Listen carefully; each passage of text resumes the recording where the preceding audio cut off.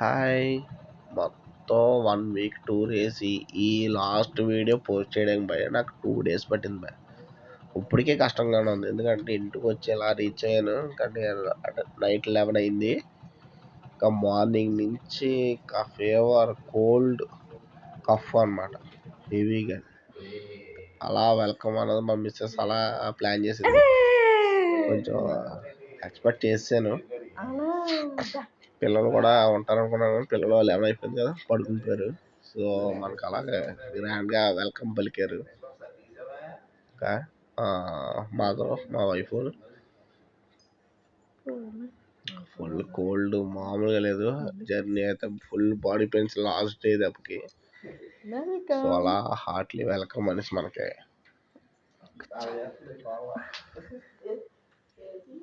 Journey అయితే బాగా enjoy చేశాను. సో అలాగే తర్వాత 2 డేస్ కూడా ఫుల్ ఫీవర్.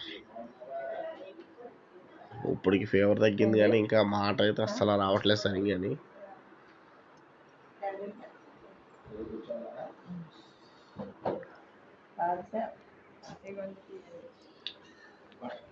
ఈ జర్నీకి అయితే మట్టుగా నేనైతే మట్టుగా ఫుల్గా టైర్డ్ అయిపోయాను.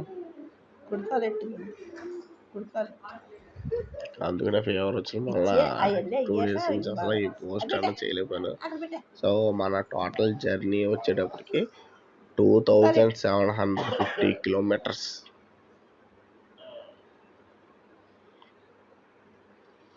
Anaparthi to Prayagraj, Prayagraj to Varanasi, Varanasi to Anaparthi. So total kilometres అన్నమాట ఇది మన ప్రయాణం జరిగింది. సో మెల్లిగా 2 డేస్ జర్నీది అలా మొత్తాన్ని కూడా వీడియోస్ పోస్ట్ చేస్తాను నెక్స్ట్.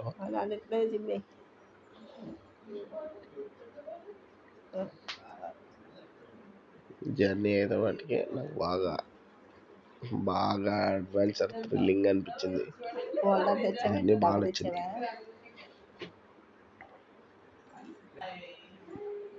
సో అలా మా పిల్లోడిని బలవంతంగా తీసుకొచ్చింది, కానీ పర్వాలేదు, ఆడిపోతున్నాడు. డాడీకి